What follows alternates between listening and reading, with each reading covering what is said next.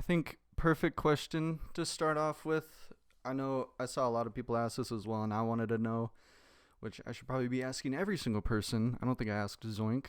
How did you find out about Geometry Dash in the first place? How did I find out about Geometry Dash? So I started playing like I think in the end of 2015 because that's when Geometry Dash Meltdown came out, and that was my first like actual Geometry Dash game. So I think I just got like my first tablet for Christmas, and then like Geometry Dash Meltdown was at the top, and I was like, Geometry Dash, I know what that is. My one friend used to play that. So then I got that, and like I was like, I had my knee up, and I was like slamming my iPad on my knees, like so mad every time I died. I was a rager since day one. I hated Geometry Dash, but I kept playing it anyways. Dude, The oh my seven god. C's kicked my butt, man. Oh my I'm god, never no. forgetting that level. I feel that. I started with Light, which also free. Well, actually, I actually never had that one. Light. Actually, I don't think Light first came out. Actually, no. I got the full game when it first came out, but Okay, baller. I see you. I had to convince my dad because I didn't get any birthday presents the year, so I was like, can I get Geometry Dash? So Bro, what I had to do was the good old switcheroo, like give my mom like two $1 bills I got from somewhere and be like, I'll give you these if you buy me something online. Like that was like the strat. yeah, I think way back in the day, so around Meltdown, there's a lot of crazy stuff going on in GD, and I think my favorite thing that probably happened in 2015 was Bloodbath. Like Yeah. that shit was crazy. What do you think is what do you think is the craziest event to happen in Geometry Dash? In 2015 or just Or like any ever? time, honestly. I think it was Anytime. Bloodbath, but Yeah, the thing is, me joining like in December of 2015, I kind of missed out on like the actual verification of Bloodbath.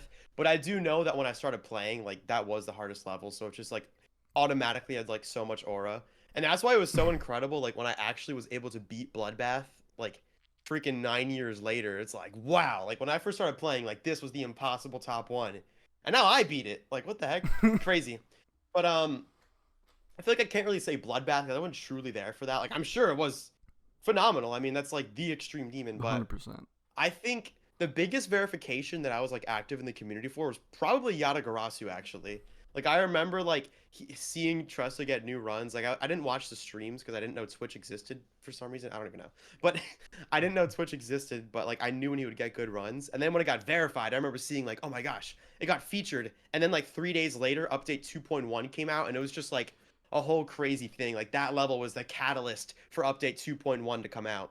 And it was just like a crazy time in the community because like at that point, the wait from 2.0 to 2.1 was like it might have been like almost 2 years. And at the time, it was like, Yeah. what? That's forever.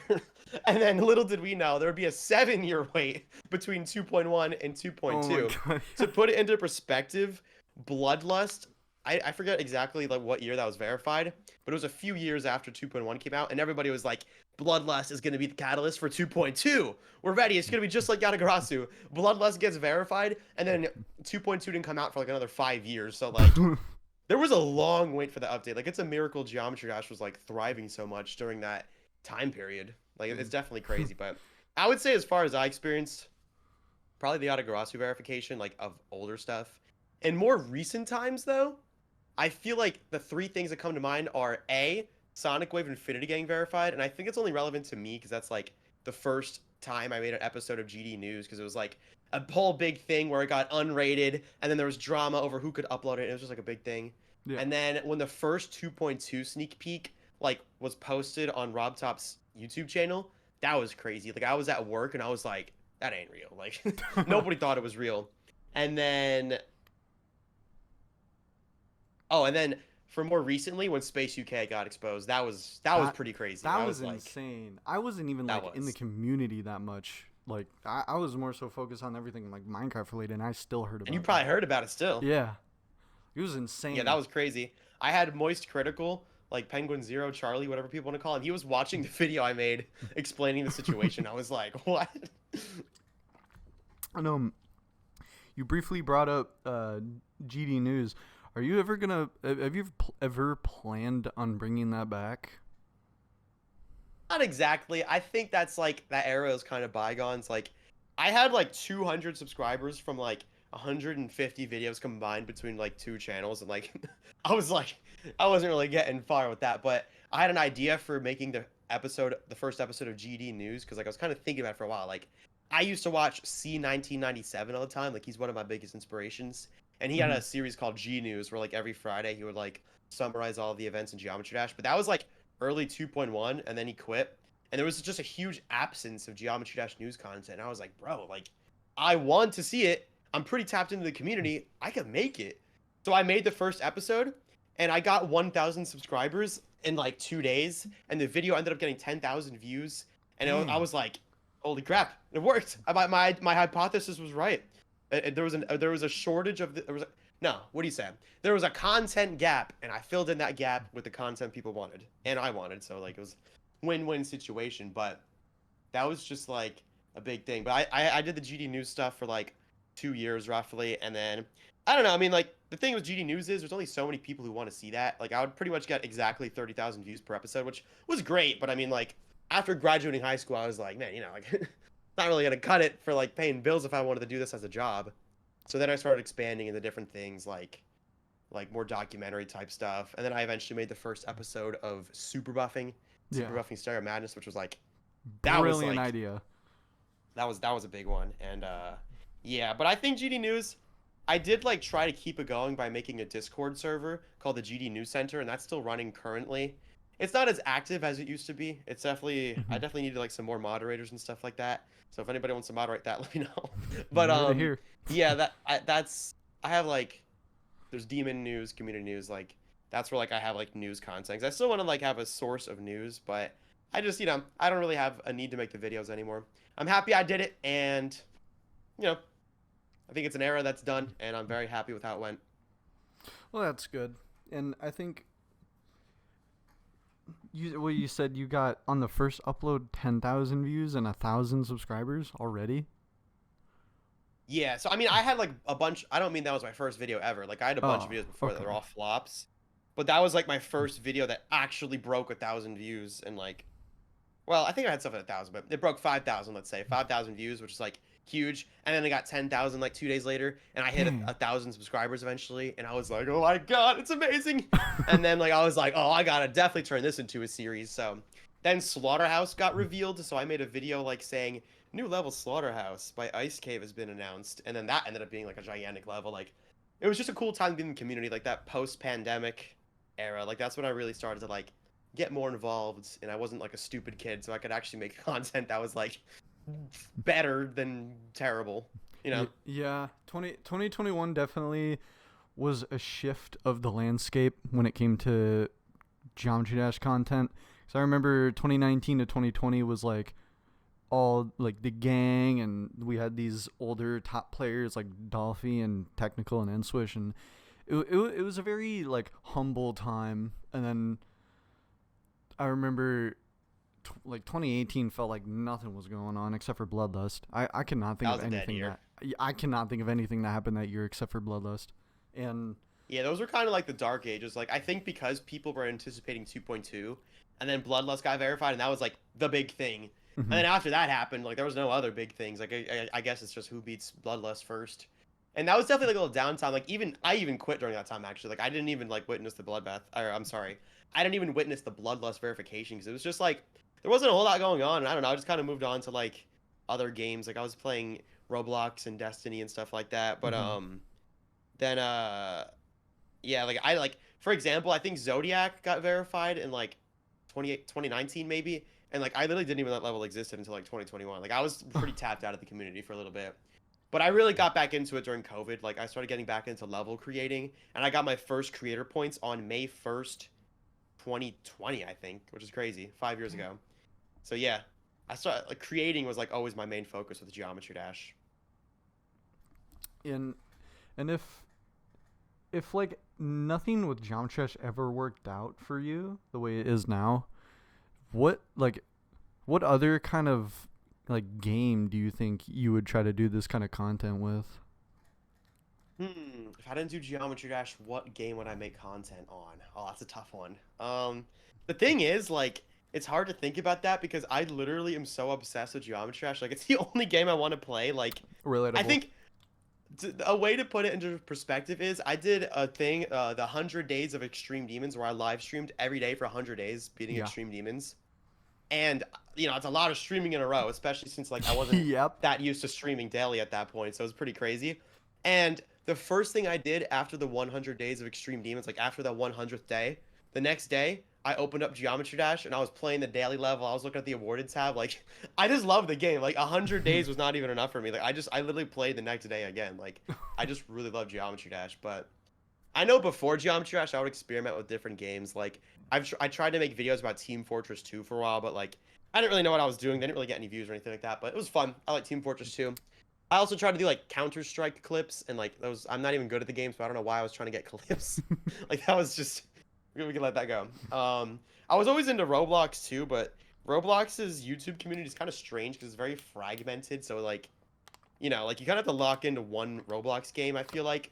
And Roblox games have a very limited time span. Like, they'll last for like 2 or 3 years, and it's like, then it's gone.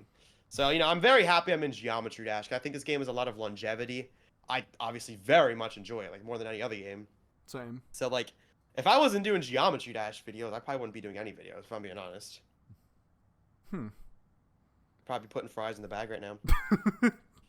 I mean, for me, I would definitely be trying to gun it for like Minecraft. That's only because like I understand the kind of I understand Minecraft a little more than Geometry Dash because there are times where I genuinely don't understand why a specific Geometry Dash video will just do well. Like, Yeah, the Geometry Dash YouTube community is definitely like, I feel like an untapped niche kind of like, the fact that I was able to get 2 videos with over 10 million views. And I'm not saying this to like brag, but like I just think the fact that that's even possible is like pretty crazy. And I think it goes to show that like there's so much potential. Like, there's such a high audience cap with Geometry Dash. Like, you have YouTube shorts of it with like 150 million views. You have long form videos with 10, 20 million views, which is like a lot. Like, a lot of games never get a 10 million view video. Like, yeah. of course you have Minecraft, some Roblox videos, I'm sure I've met that.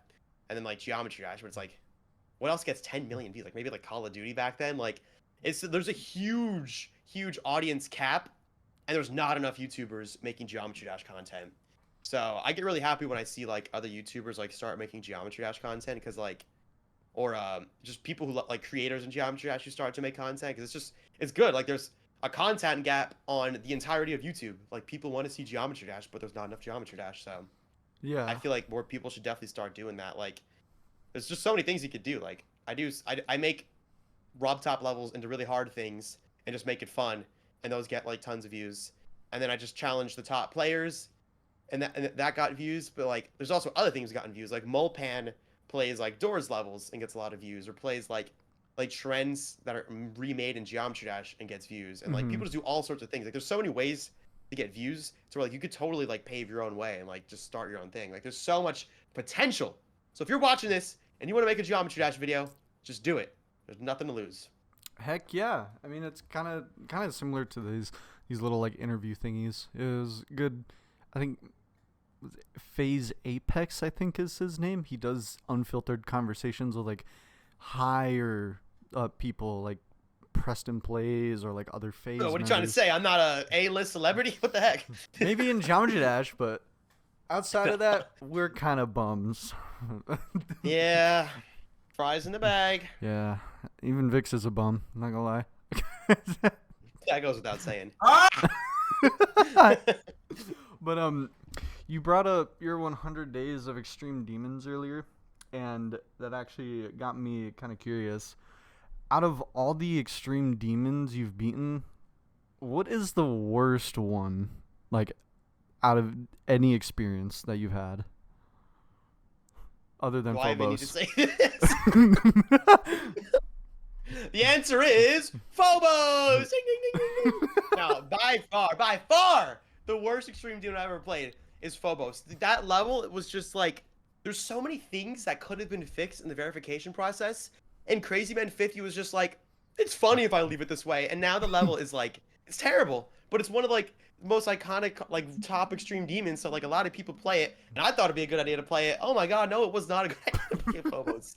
That is, it's there's just so many unfair things. Like in my video about Phobos, I made like the 4 horsemen of like terrible gameplay in it, and like there's just like I'm not gonna go into too much detail about the specific points, but like Phobos is just unfair, bro. That level's evil. It doesn't want you to beat it. It's just it's not a good level. Yeah, I imagine it's different on 60 hertz, and considering crazy. Oh my god, he is a weird person when it comes to the gameplay that he makes. So he probably it fits. I feel like the Phobos verification fits him the best.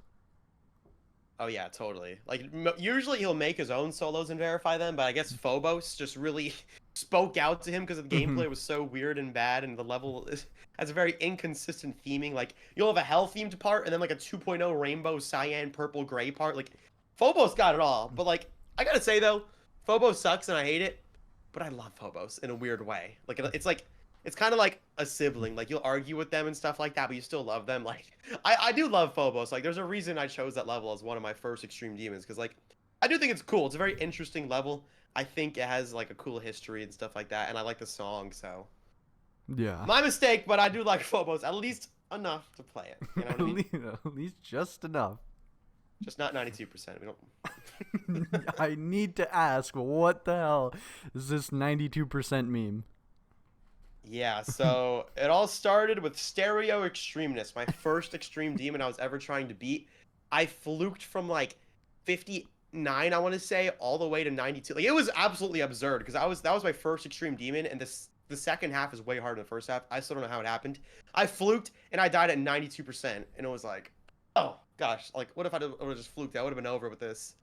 It was especially because at the time, it was September, and RobTop posted the 10-year anniversary, and at the one point it was like 2.2 coming in October, and I was like, what? I need to freaking verify Stereo Extremis before it's too late, because when 2.2 comes out, it's going to be irrelevant. I need to verify this now, man. So I literally stopped making videos. I was playing like 6 hours a day. It was terrible. I hated that time in my life. But then 2.2 just like wasn't coming out, and it was like October 20th, and I was like, dude, I need to verify this like now or never. And then I finally verified it, and it was crazy. And then 2.2 didn't even come out to December, so I like slaved away for nothing. But yeah, I actually ended up dying to 92% twice in Stereo Extremeness. The very same thing. I'm the master of dying to the same thing over and over. I don't know why. It's just one of my things. But after that, I picked up Bloodbath like 6 months later. I didn't die to 92 on that one. And then Phobos was my next extreme demon. And Phobos, I died to 92 again as a progress fluke. And I was like, oh my gosh, 92%. But I mean, hey, at least I'm pretty close, right? I should be able to beat this soon. Bro. It took me 2 weeks. 2 weeks after getting 92 to ever get that far again. And then finally beat it. Like, it was just such a grindy, nightmarish period of dealing with the worst gameplay. So then it kind of became a meme like that, because when I died at 92% of Phobos, you know, I was a little bit dramatic about it. And people, like, were posting that clip around. And then I was a joke about, like, Phobos 92, man. And then after that, I died to 92% on Allegiance during the 100 Days of Extreme Demons challenge. I died to 92% on Stereo Extremeness again, actually, because I was repeating it. So I died there a third time. And I died to another level at 92. I don't remember what it was, but a lot of 92 deaths, like too many. It just kind of became a meme. But this year, 2025, I don't know what's been going on. So first of all, Eric Van Wilderman, he died to Erebus at 92% like 2 or 3 times. And then before that, he died at 92.92% on Yatagarasu, which is like, he's like stealing my swag, bro. Like, Eric Van Wilderman thinks he's the new 92 guy. And around that time, Dorami, I believe, died at 92% on Zodiac. And then just recently, King Samuel was playing Astral Divinity, and he died at 92%. Not once, not twice, not 3 times, but 4 times at 92% on Astral Divinity. I don't even think it's a choke point either. That's what's crazy.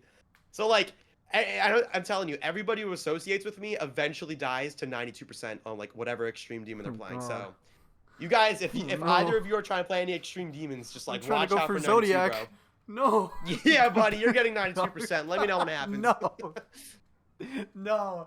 Oh my god. And I kept seeing that everywhere about people asking about that. Like we asked our Discord to ask questions. We had a community post, and I at least saw a couple messages talking about 92%. So I just needed clarity on what the hell these people were talking about. Yeah, 92%. If you want, you could pull up the clip of Phobos 92. That's like where it really started to become a meme. Future But me, yeah. put it in the video. Yeah. Some future me can deal with. But on the topic of memes, we'll ask you about another one. What the hell is the gullible meme? Oh, the gullible meme. I really didn't expect this to go anywhere.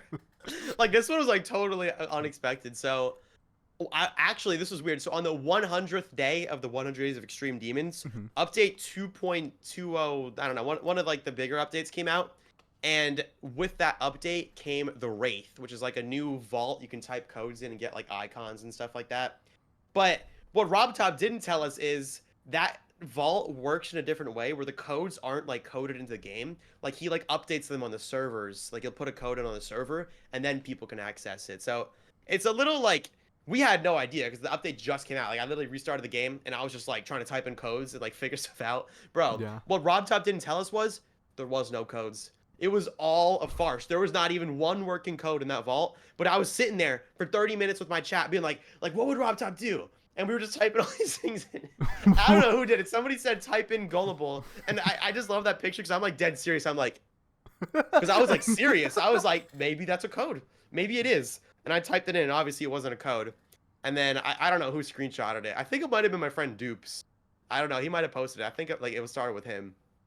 And yeah, now that's a picture. And then what's even crazier is like people would keep trying to troll me and say like RobTop actually added gullible to the Wraith, and I would type it in and it wasn't there. And people were like, got you once, got you twice, got you 3 times, and it was like, bro. And the worst part is like I'm not even clip art, but I'm actually gullible and I'm embarrassed. But like, yeah. And then what's the craziest part is though, eventually RobTop actually added the code gullible into the Wraith.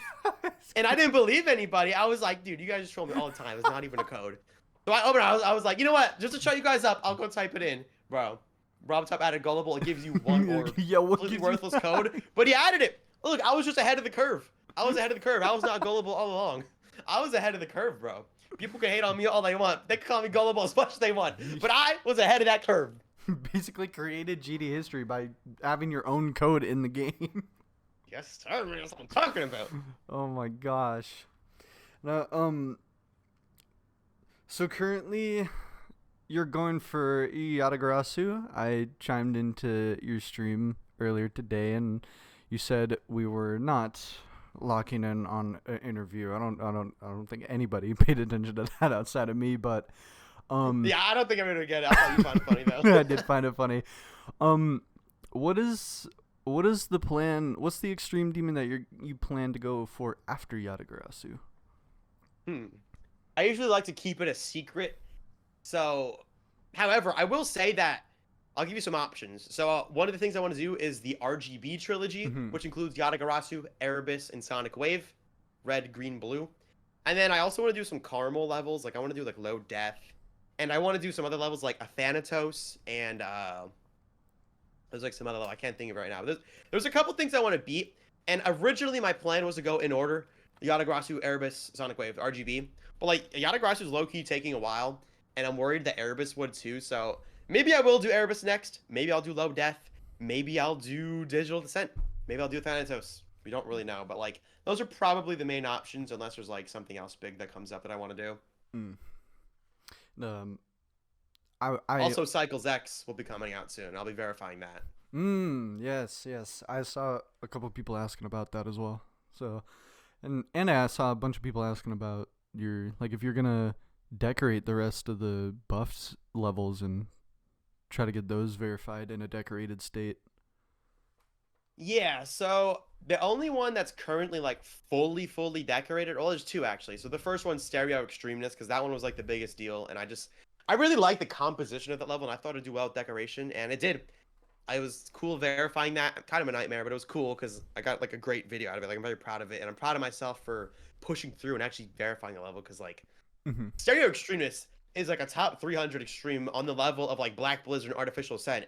I did that as my first extreme demon. I don't know what I had no idea how hard it was. I thought I was worried it would be an insane demon. I thought it was too easy, but yeah, but that was pretty crazy. But after that though, like buff on track, like I like that level, but I don't really feel like it needs to be decorated. Like I'm not as passionate about that one. I did consider doing Extreme Geist, but I never really got to it.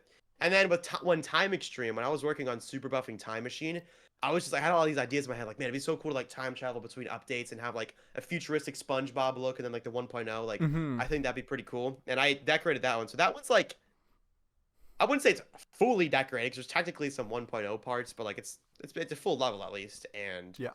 so far, those are the only two. But Cycles X, I will be getting decorated because I really like how this one's going so far. Heck yeah. So I think decorating Cycles X is a good idea, and I'll be verifying it myself. You heard it here. Heck yeah, bro. I've wanted to see all the rest of them get decorated as well, but I will. Oh yeah, I guess I should say. I guess I should say though that Extreme Geist was the one I wanted to decorate the most because I think that'd be cool. Yeah. But like the others are like, I like to do levels I like, and like I'm not really like base after base is an okay level, but like I don't like it enough to like get a full decoration team and decorate it and verify it. Like I had fun with it. I think it's great as a layout. I don't think it needs to be decorated. So yeah. I think only when it feels appropriate I decorate them. Like Jumper X is also a level I loved, but I really like how the charm of having like the 1.0 boss fight, and I feel like decorating that would just take away from it. So that level I'm not going to decorate. So yeah, right now Cycles X is next on the agenda though. Mm. Are you gonna do any like special treatment to the demons? You mean like Deadlocked and Club Step and Theory of Yeah. Everything too? I don't know yet. That's very far in the future because at this rate, I get out a super buffing episode like every 6 months. Like, it's pretty bad because the thing is with super buffing videos, like you think it's like, oh, all you have to do is just play spikes and make it harder, and it's like I could just do that and just keep recycling the same ideas over and over. But like, I've been trying to put an effort in to be creative because I really try to inspire people to be creative and like just use their imagination and do like fun stuff. And of course, I do recycle some things because they just work and like they're all like 1.0 levels, so it just makes sense. But I try to have like a gimmick now to make the level special and stand out. And I think by doing that, I'm giving the series some more longevity. Because like if I just kept doing like stereo extremeness, like buff on track, like that stuff over and over, like I think it would have gotten stale. But I think by adding the gimmicks and like doing something new in all the videos, like I think it helps keep the series fresh. Because super buffing stereo madness was like, I think almost 3 years ago now, which is pretty crazy. And like, that's 3 years is a long time in YouTube. Like that series could have easily died by now. And I definitely don't upload as often anymore. And I wish I could upload more often, but it's hard to force creativity with something like that. So that's why it's taking a while. But Cycles X, I got it started, and getting started is the hardest part. So that should be out like this month, hopefully like August. But yeah. I was gonna say this month is the last day. Yeah, Get it August. done right now. But no. Yeah, because I had a conversation with someone about it, and I was like, Vortrox very well could like make like it would be cool to see him make the demons like list demons compared to the rest because I feel like it would fit. But then it's Yeah. like would he do that? Yeah, no. So, yeah, the reason I was saying like it's hard to tell now is because like at the rate I'm going with every 6 months, like by the time I get to Club Step, it's gonna be like freaking 2027. Like that's like a long way down the line. Like Yeah. if I'm even doing this series still, I think I probably will be. But with how hard it is to come up with fresh ideas, like I don't know. We'll see. I also don't know if I want to save the demons to like the very end of the lifespan of the series, and so there's like the hardest levels, or if I want to keep going in order of release date. Like it's hard to tell, but I definitely eventually want to do them. It's also just hard though, because like there's already so many buff versions of those levels. Like there's Silent Locked, which is Mhm. like an incredible redecoration and reimagination of Deadlocked, and it's like, man, it's like, how could I even top that? Like I couldn't, and I guess I could try to make it different, but I feel like that level just does it so well already. And then Club Step, you have Silent Club Step, Yeah, Silent there's Club, so and many then like variants. a bunch of those.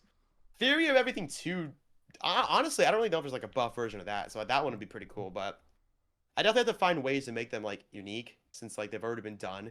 Mhm. Like I think the fun of the series, the Super Buffing series, is that like I think also the reason that Super Buffing Stereo Madness got 10 million views and the other ones have between 2 and 5 million is because it's very extreme. Like YouTube's all about extremes nowadays. And with Stereo Man, it's like that's the very easiest first level. So when I'm super buffing that, it's like, man, like what would the easiest level look like if it was the hardest level? So I think that like just naturally was more clickable for people. And then like back on track and base after base and stuff like that, like aren't quite as like that's the second and fifth level. Like I don't know, some people just don't care, but people love them enough to watch them. I mean, they still all have plenty of views and lots of love, and I'm very happy with that. But I Yeah. definitely think like I almost wonder if people are going to care less about Super Buff and Club Step because like it's already a demon, you know. But I guess we'll see. I think I would definitely have to make it harder to compensate for that. Like, and it would have to be a list demon for sure. Like when I get to the Rob Top demons, super buffing those, like they probably have to be top 100 demons. I think. It Hopefully, would, I'm good enough at the game to beat those when they come out. yeah, it would be really cool to see those levels get super buffed extraordinarily more than the rest. Yeah, it would make sense for sure. Yeah. And I do want to ask if you have a final planned like hardest extreme demon that you want to beat. Cuz Like my end goal. yeah, cuz I saw someone say you mentioned Tartarus or Zodiac. Yeah, so my like pipeline I'm going on right now is like I want to beat like all of the historical top ones in Geometry Dash. So I started off with Bloodbath and then I beat Cataclysm. Like those are both top ones back in like 2014, 2015. Then I beat Phobos, which was technically top one for a little bit. And then it was top two. I don't know, but it was top one, at least for a brief period. Mhm. And then I beat Sakupan Hell, which was like the next top one Extreme Demon. And then now I'm working on Yatagarasu, which is I think there was some stuff in between. No, I'm sorry. I did Artificial Ascent. I forgot about that. That was top one. And then now I'm working on Yatagarasu, which is also a top one Extreme DM. Like I'm going I think those are very like monumental and important and iconic levels. And I love them because I was like there to experience a lot of their verifications. So it's cool to like finally go back and beat them now. And yeah, but like I want to keep doing that. Like obviously the RGB, like Yatagarasu, Erebus, Sonic Wave. And then Yeah. I guess after that is Bloodlust, which is pretty crazy to think about, but I think I could beat Bloodlust one day. And then after that, you have levels like Tartarus and Zodiac. And I really do think like a distant goal of mine is to beat Tartarus. Like obviously not soon. I'm nowhere near that skill level, but like I feel like I could beat Tartarus if I commit myself enough to it and getting better at the game and working my way up to it. Like I think I could beat Tartarus. But like beyond that though, like maybe Zodiac. But like after that, the levels just seem so ridiculously hard. Like I just, I don't know. Like in my current skill level, I just like I don't even feel like I could get that good. But I guess everybody feels that way, and then they end up getting that good. So we'll see what happens. We'll see what happens. But I feel like Tartarus is definitely like a foreseeable goal. Like I could actually see myself doing that. Zodiac, maybe. And then beyond that, it's just ridiculous. Like Yeah. these top levels, like the fact that Slaughterhouse is not even in the top 10. Yeah, I think It's it's at a like, top what? 15 now. It's not even top 15, I'm pretty sure it's number 16 right now, bro. below Soccer Yeah, Circles. it's like when I look at Slaughterhouse, it looks like the hardest thing ever. It looks completely impossible. How could anything be harder than that? But I mean, there's 15 levels harder than it. I mean, what the heck? Bro, how can anything be harder than Tidal Wave? I didn't know we have that. Dude, that's what I'm saying. Oh my god. And you said you want to go for Monumental Extreme Demons, so does that mean we could be seeing Silent Club Step as a hardest? No, I'm not being that level looks like it would suck to stream. Like because that level's known for you just being stuck like in the first 11% Yeah. for like 99% of it, and then like after that you actually have good attempts. So it's like that wouldn't even be fun, bro. I don't think I could do that. I don't think like I don't even want to beat that level.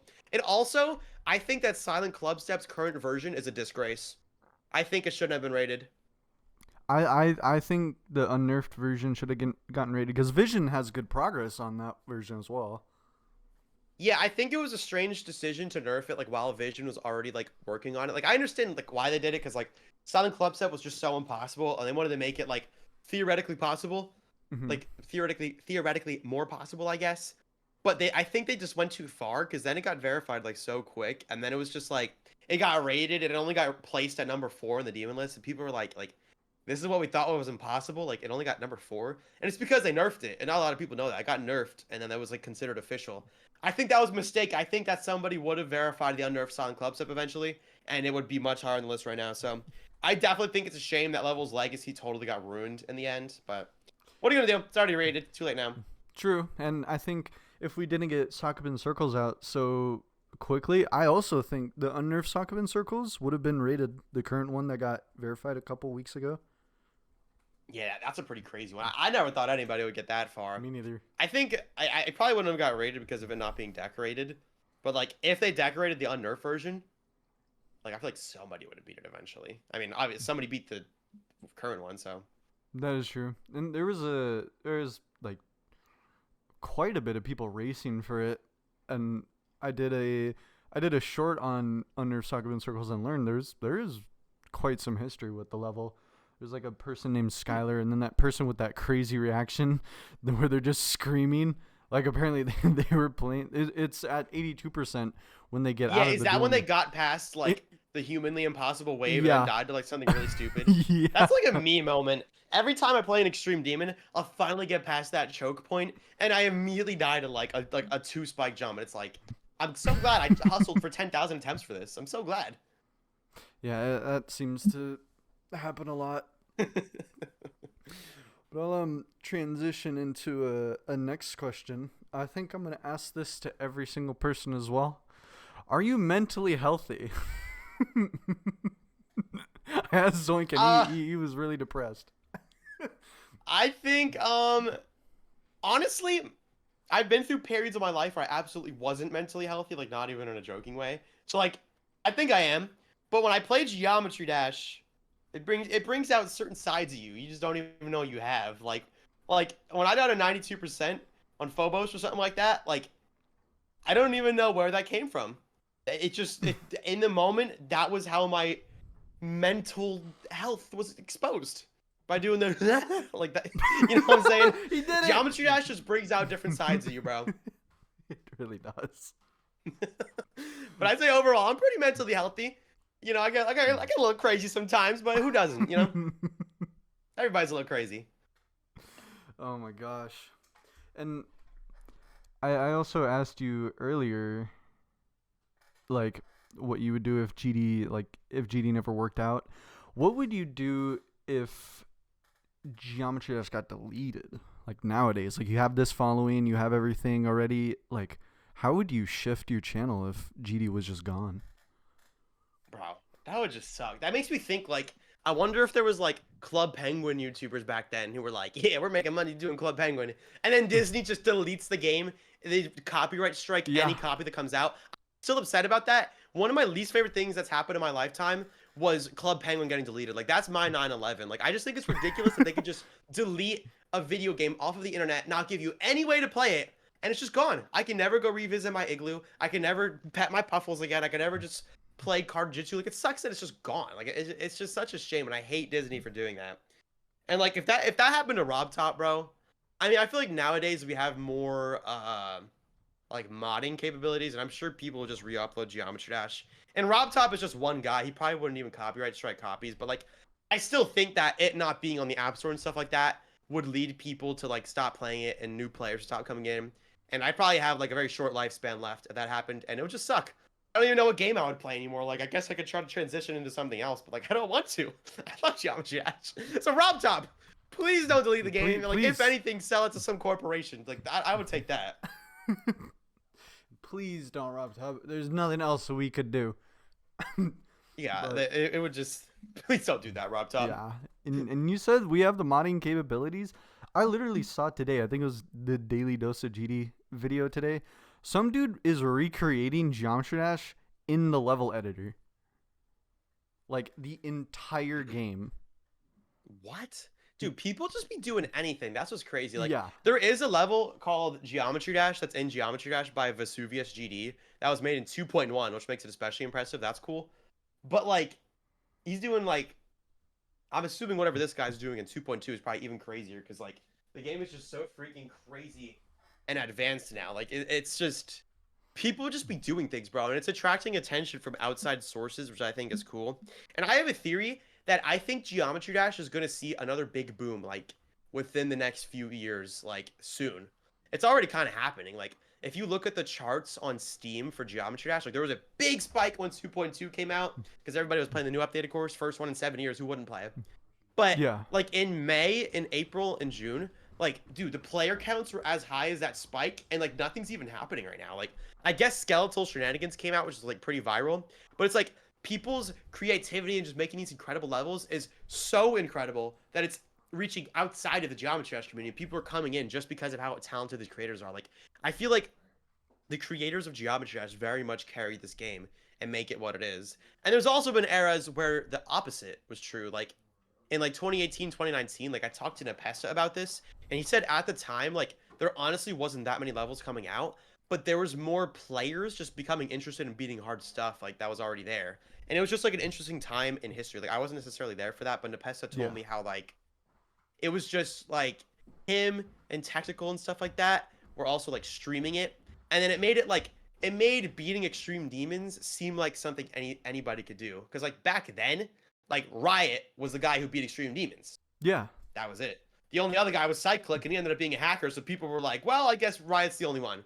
But then like when Nepesta and Technical came around and were streaming it and teaching people how to do stuff, people were also trying Extreme Demons, realizing like, hey, like with enough practice, you really can do this. Like I feel like Nepesta is such a big catalyst in this game's success. Like not to glaze too much. Like if I don't want to just glaze him, I could say like the whole gang, like Technical, Nepesta, whoever else was playing at that time, because it made beating Extreme Demons be cool and something that anybody could do. Like not anybody, but like feasibly, if you really tried, you could. And I think that like that's what got me back into the game. It was actually the iconic Nepesta Kinos reaction. We all know what I'm talking about when I say that. Yeah, when that happened, that meme like completely escaped the Geometry Dash community. It was everywhere. So I first saw it on Reddit. Like I don't even know why I was scrolling on Reddit. I was cringe. It was 2019 or whatever. And I saw a meme, and it was the black emoji speedrun, and they were like, it was so dumb. They was changing all the skin colors of the emojis to black, and then Nepesta was in the corner like, oh my god, because they got like a new world record, and I was like, this is ridiculous and funny. What is this? And then I looked in the comments, and somebody was like, wow, look how far Nepesta has come after beating this Geometry Dash level, and I was like, Geometry Dash? I haven't played the game in like a year. You're telling me there's streamers for Geometry Dash with their face? Like, what does this game become while I was gone? And that was just such like a big thing, and I think that really like made Geometry Dash like cool again, like this whole Extreme Demon thing. And I think right now the version of that is the creators. Like Geometry Dash is becoming cool because the creators are just making this like fantastical stuff. Like it's like eye candy. You can't take your eyes off of it, and like it's just totally awesome. Like I think Geometry Dash is gonna have a very big boom in popularity very soon. That's my prediction. I'm saying it now. I think that's a pretty good prediction. I think.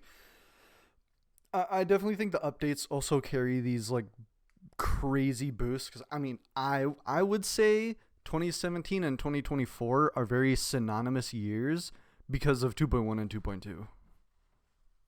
And yeah, and they released, or I think the release dates are like within a month of each other. I think it was like January 17th of 2017 and then December 19th of 2023. Like they were released so closely to each other at the time of year that it kind of created an entire year for, because with 2.0 I think it released in the middle of the year, and I think 1.9 it also did.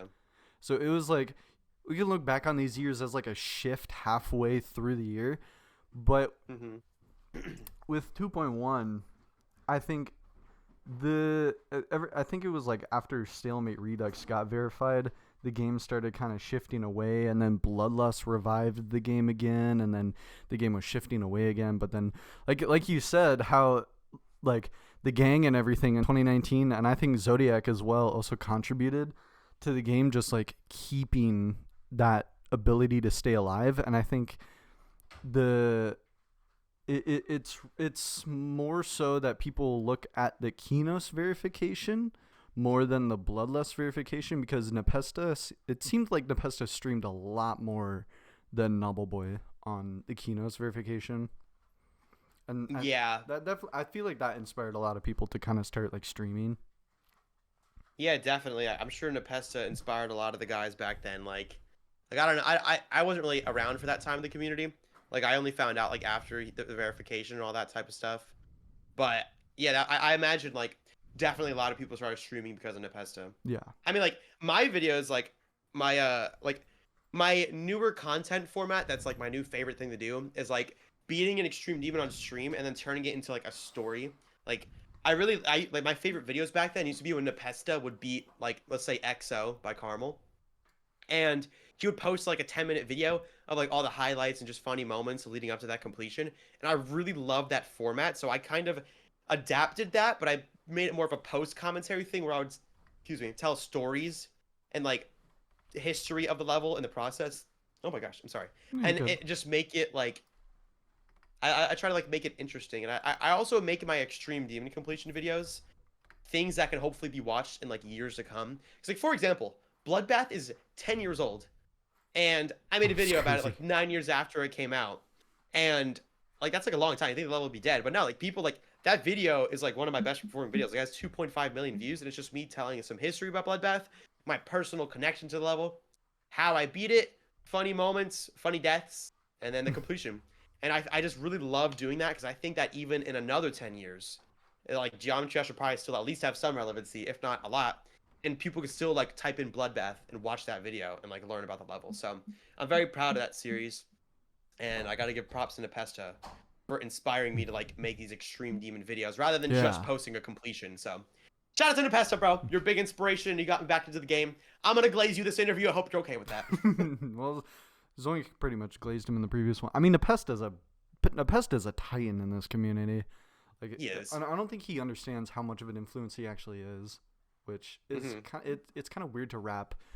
I would imagine it's weird to wrap my head around it if I were to ever be. He's just humble like that.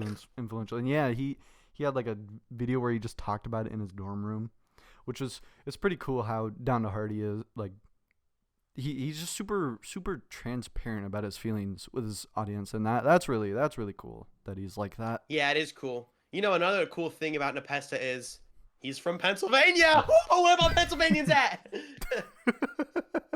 I'm from Minnesota.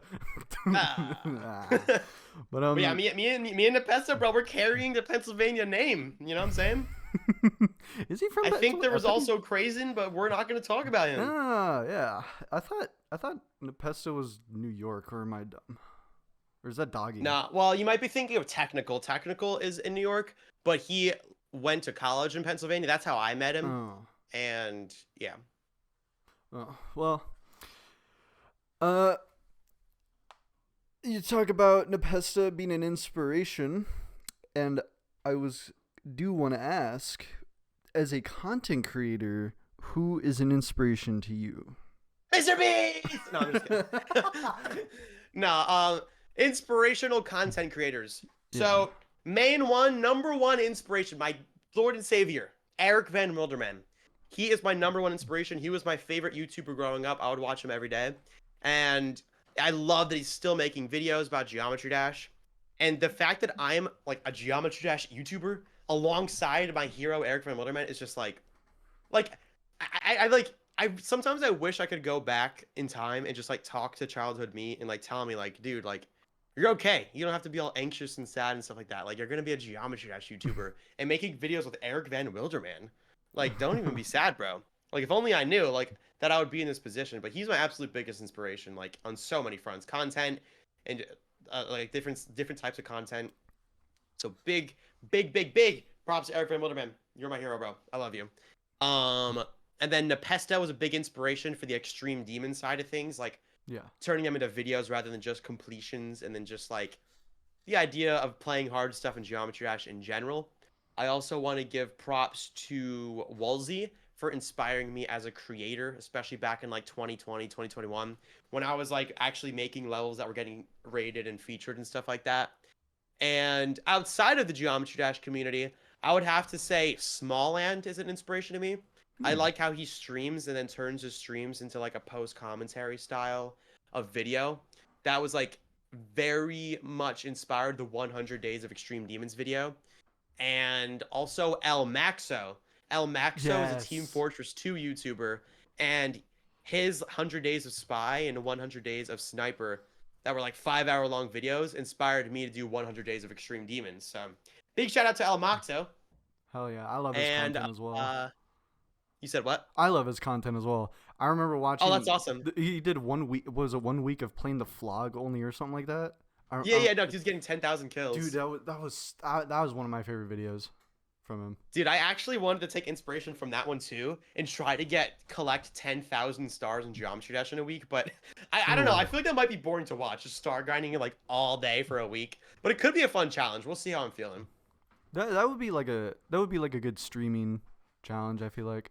I think it would. I might do it one day when I have like a lot of free time because I'm gonna have to tell my family like you ain't seeing me for like a week. Bye. I'm doing this for God knows how long. Yeah. But another one too is probably my absolute #1 favorite YouTuber is Emplemon, and you might not expect that because he makes like documentaries about like super random things, but the way he uses music and uses like cartoons to represent certain emotions very much inspires me. So, and I just love his videos in general. So, Emplemon, favorite YouTuber. I love him. And what started shifting you into streaming more nowadays? Yeah, so the streaming thing was definitely an unexpected twist for me. Like as a kid, like I always wanted to be a YouTuber, make YouTube videos, and then like that's what I would do. I would upload like stupid videos and they would suck, but and then eventually they became pretty good and I got to where I am. But there was just like I guess with Geometry Dash, like there's just such a big like part of the community that streams Extreme Demons and stuff like that. Yeah. And I never thought I'd do that because I thought all Extreme Demons sucked, that I would never want to beat one. And then it hit me, I was like, verifying stereo extremists would make for a good video. So that I was like, well, I'm not gonna do it off stream though. I want to stream it and like have fun with people. So it was definitely like a risk. Like I never thought I'd be streaming, but then I did it and I was like, yeah, like this is fun and like people are having fun and chat with me and we have like 500 people here, whatever, 400 people. This is hype. And then I came back after I verified stereo extremists. I came back 6 months later with Bloodbath. I was like, I've always wanted to be Bloodbath. I have my own apartment, so I don't have to worry about my family like walking in and hearing me scream and stuff like that. So Bloodbath was like the catalyst because I was streaming that to like 500 viewers. Then it started to become 800 viewers. And then some days I would have 1,000 viewers like on weekends with like the whole Bloodbath, Phobos, Sakup, and Hell era. Mm-hmm. And then after that though, I was like, dude, like this streaming thing is like really working out. Like I'm enjoying this a lot. So then I was like, I had an idea. It came to me while I was at VidCon last year in 2024. I was like, dude, I could do like a big content thing that works on YouTube was 100 days of this, 100 days that. And I was watching El Maxo's 100 Days of Sniper, and I was like, oh my god, 100 days of Extreme Demons. No one's ever played Extreme Demons for 100 days in a row and like beat a whole bunch. Like that would go crazy as a video idea. And it would also be good for me to practice streaming because streaming every single day consistently. And bro, it totally paid off. Like when I started, like the first stream did well just because like I advertised it a lot. But like the first like week or two, like it would dip around like 600 minimum, which is still great. But like that was like low viewers for me. And then like it would start to hit 1,000 sometimes. And it was like consistently 1,000 no matter what. And then I learned about scheduling streams and stuff like that and all this type of stuff. And I started getting like 1,500. And then when Time Extreme happened, I peaked at 8,900 viewers in the first Time Extreme stream. And I was like, bro, like I'm like in the big leagues now. And then like I was getting at least 2K on most of those streams, 3K towards the end. And it's just crazy like how much like viewership I was getting in these streams. And like that 100 Days of Extreme Demons challenge, like even if the video ended up like flopping and it sucked, like I would have been happy just that I streamed for 100 days in a row. Because I think I really cemented myself as a streamer, like streaming consistently. Extreme Demons, I could entertain, I'm not boring, stuff like that. And now it's crazy. Like I've been averaging 3,000 viewers this summer playing Yatagarasu. And some days I suck and it's like, why are people even watching me? Like it's crazy. And I think I'm just very happy to be in this position though. Because like with videos, like you need to come up with a good idea and then make all the things, make it happen. And it can be kind of slow. But with streaming though, like, especially with Geometry Dash, like I'm fortunate to be in the Geometry Dash community. Like I could just pick a really hard level, go live and just play it for 2 hours a day for like months. And that's like, that's essentially my job. Like I feel the same way about Doggy. Like even I'm sure he's upset that he hasn't beaten Grief in 13 months or whatever. I mean, I would understand that. But at the same time though, like he essentially has like a job. Like he knows like I just go live for 2 hours a day. I get ad revenue and donations, stuff like that. And if I beat it, that's great. But if I don't, I still made money off it. You know what I'm saying? Like he kind of got like a whole job, like a part-time job going on. Yeah, so it makes him streaming a lot of money. Like that. Yeah, probably. Like apparently, I remember talking about his revenue with someone. I don't remember who it was. Apparently, it's 5 digits every month, just from the Yeah, grief okay, streams alone. doggy. Just That's from the just grief. streaming too. Yeah, just the streams. That's crazy, actually. Wow. Yeah, because he gets like 5,000 viewers like minimum now. It's pretty nuts. Mm-hmm. He's peaked at I think 11K before, so like Jesus. that's probably one of the highest ones. Well, I'm trying to think. One of my streams? Oh no. When I was announcing that I was gonna beat Yatagarasu as my next Extreme Demon, I peaked at 12,000. But like, I feel like as soon as Doggy gets a new best, he's definitely taking that record. Damn, what the hell? We're like But yeah, my peak was 12,000 viewers, which is like, what? Like that's like freaking Kai Cenat numbers. No, not Kai Cenat, but I don't know, like those, like the A minus. Kai Cenat on a bad day. Kai Cenat on a bad day. You know, our channel's like half the size as Doggy's, and our peak viewership is like 300. Like, people eat up these grief streams. For sure, rightfully so. I'm glad people are, and it's very cool to see. I think also a great thing that's helped Doggy is he normally streams at night, and that like most Europeans are sleeping, so I assume he has mostly an American audience, and it's probably just part of the routine to like just watch him play grief as they go to sleep. Especially because Doggy, like me and Doggy are pretty opposite when it comes to streaming. Like I'm like all hyper and crazy and excited, and he's like, "Yeah, thanks for the $100." I'm sorry, that was rude, but he's very nonchalant. That's what I'm trying to get at, and I think it's cool though because it proves that like. I just love how Geometry Dash is like different types of creators. Like you have your doggies who are more chill, extreme demon, like late night type thing, and then you have Vortroxes who are like hyper middle of the day. Let's get it going. You know what I'm saying? And I think it's cool that we both have like similar viewership, but with like different audiences. Like it's very cool. Like it shows that the Geometry Dash community really is big. Like it's not like those 5,000 people that watch rather me or him or it. Like we each have our separate like 5,000 people who might want to watch us. Like I'm sure there's overlap too, but like.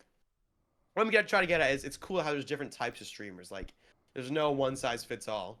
Yeah. What are your thoughts on the community as a whole? I think the Geometry Dash community is the greatest community I've ever been a part of. And I'm not even just saying that because, like, I do YouTube here, but, like, really, like, overall, it's such a positive place. And it cultivates, I'll say this. Geometry Dash has the most talented community out of any video game in the entire internet. Maybe out of any internet community. We have the most impressive artists. We have the most impressive game designers. The most impressive, like, pushing human limits players. Like, all these, like, players, creators, game designers, YouTubers. Like, it's just, there's so much talent in Geometry Dash on so many different fronts that it's just, like, it's incredible. And the community always supports each other. And, like, even when RobTop doesn't update the game for 7 years, the community is still growing and people are creating. People are pushing themselves to beat harder things. Like, it's incredible. And, like, people try to, like, people in this community sometimes are like, the Geometry Dash community is so negative. But, like, they spend all their time on Twitter. Like, oh, God. Bro, you could go to any community on Twitter. They're all worse than Geometry Dash. Like, I'm sure Geometry Dash is toxic on Twitter sometimes. But, like, outside of Twitter, Geometry Dash is great, bro. Okay, maybe the daily chat's pretty bad, too. But other than that, it's great. No, I've seen some things on Twitter that, like, it's always like I talk in all of these Discord servers that are like these lists, or maybe it's a creator's Discord server, and I run into the most lovely people in the world, and that's what I'm saying. I can't say I've done that with like the Minecraft community or like I've tried to chime into the Gary's Mod community. Like there's not really lovely people there compared to Geometry Dash. Yeah, it's definitely weird. I've noticed that too. Like when I like every now and then I'll have like a fixation on another game. Like I was playing Counter-Strike for a few months. I was playing Team Fortress 2 for like a year or two. And like those games are weird because they're like big games, but like I swear they don't have a community. Like there's not like Discord servers or like hardly even YouTubers. Like only a few. Like it's very strange, and it's definitely weird. Like Geometry Dash is such like a tight community, but at the same time it's so vast because like so many people know of Geometry Dash. Like it's in a very interesting spot, and like I'm so thankful that this is the game I decided to be a YouTuber for. Like it's great, and like I've been parts of other communities that are like way worse. Like for example, like another thing I was big into was like trading on Roblox. And bro, those servers are wastelands, racist, horrible wastelands. A bunch of people calling each other the N-word and flexing their money on each other. That sounds like a And you don't Roblox see that in wasteland. Geometry Dash. No, not really. I had an experience while I like to play a lot of like literally the only other game I like to play outside of Geometry Dash or Minecraft is TF2 as well. And I swear to God, That's what I'm talking about. every time I'm on Man versus Machine, there's one N-word that I get slung at me at least one time. On Man vs. Machine? Why out of Man all vs. Machine? things, out of all things, like I don't experience that in the GD community ever. Yeah, never. You don't really get that in the GD community at all. I know, and even people hate like some people do really hate Secret Way because they like to bundle us up with the rest of the short like slop. But Yeah. one thing that is nice is that everyone I've seen hate about Secret Way is also willing to have a conversation about it and hear me out and like talk about why I think, maybe Secret Way is a little better than this. Like, I mean, obviously it's not S plus tier. We're not the Eric Van Wilderman of the short form GD content, but we're pretty okay comparatively. Yeah, no, I literally yesterday, like, I actually had a conversation with you guys, like, in the chats, and I was like, wondering, like, why do you guys use the AI voice? Like, at first, my assumption was that, like, it's like AI slop laziness, but then you guys explained it's because, like, you try to upload daily, and like, you guys are two people working on it, so you don't know who's gonna voice over, or if an external voice person's gonna be available. Yeah. And I guess it makes sense. Like, it's no different than when back then people just use like a normal text to speech. The only difference is now AI makes it better. So like, I used to like I mean, I'm not gonna say I like the voice you guys use. No. I'm pretty like people do. I'm very anti AI overall. So it's nothing personal, but definitely I definitely have more respect for it now. Like I think you guys have fun information and stuff like that, and also like the memes with the tartar sauce and stuff like that. So I think that's cool. And like I respect it. I respect it now. That was all on accident. The AI just pronounced them terribly, and I don't. Sauce. Well, the tartar sauce was not on accident, but there was one that was like devour the do, and it just said devour doo doo, and Vix changed it I've to had make people it going nuts over that. yeah, and Vix changed it to make it like pronounce it a little more harder in the short. Yeah. But how do you But yeah, I feel think about Secret Way? Like as a whole. Okay, well, I was just saying how like I originally didn't like it because like I don't like AI stuff, Yeah. like at all. But I guess I understand. Like I was saying how like I was just saying how the like it's just like it's no different than text to speech. I guess it's just with AI to make it less bad. I guess. You can be So brutally honest. I respect it, and the information's real. It's not like you're like having AI be like AI. Tell me about Bloodbath, and then it's like Bloodbath was an insane Geometry Dash cube made in Update 5. Like, and then that I would definitely not like it then. But now I understand the reasoning behind the voice, and also just because like the consistency. And it's already been going like that, so why change it? I get it. So yeah, I respect it now. It's a little different it's now with fun. these interviews as well. Like we still make the AI. I think one of the short about Zoink, we made it like we asked Zoink how he feels about TCD, and it was the AI, and then it just shifted to Zoink, just started talking, Yeah. which is a nicer kind of format in my opinion, because I think the AI voice can get a little annoying. Yeah. One of our TikToks that it did not get taken down, thankfully. We actually do it a little bit. Is a couple TikToks where we change the AI voice, and it's like reactions that are just nowhere even clear. Like I think Mifui died at 98, and we had a different AI go, "Oh, Willy Wally Wang, I've quintessentially died at 98. I am put back to the start where I gotta restart the level." Oh my god. Yeah, the only time I actually like am okay with like AI usage is with memes. Like, have you ever seen those memes where like there's a cat sitting there like this, and then it's like Yes. Have you seen the one that gets punched? No, I like the AI cat videos. I respect those, but those are fun. I like those. I like the those memes. well. I'm gonna ask you your least and most favorite of this in regards to your videos. And we'll start off with what is your most favorite video that you've made that is public on your channel right now? My favorite video on my channel, I would say. Oh man, I would say. Oh no, easy answer. 100. I survived 100 days of Extreme Demons. That is a 2 hour and 47-minute long video that I poured my heart out into, and I think I'm not even like trying to glaze myself. I think it's one of the greatest Geometry Dash videos ever made. I love that video. Did it get nominated that year? It came out this year. I was supposed to Oh. come out last year, and because of copyright, it released like right in the beginning of January. So I guess it's gonna be eligible for this year. We'll see. Well, I guess we'll see. I'd vote for it because I watch it. I like the video. Thank you. Yeah, I think that video is definitely like a lot of effort went into. It's not just like 3 hours of like highlights. Like it's like fully narrated, fully edited. Like it's like it's a very high quality video, I would say.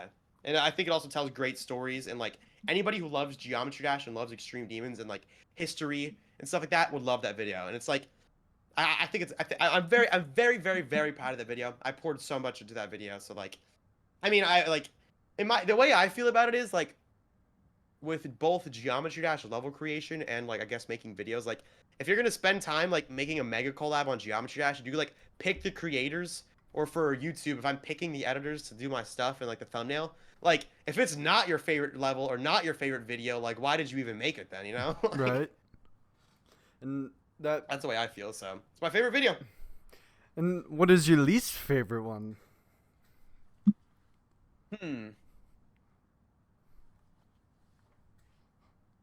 I don't know. I kind of love all my videos.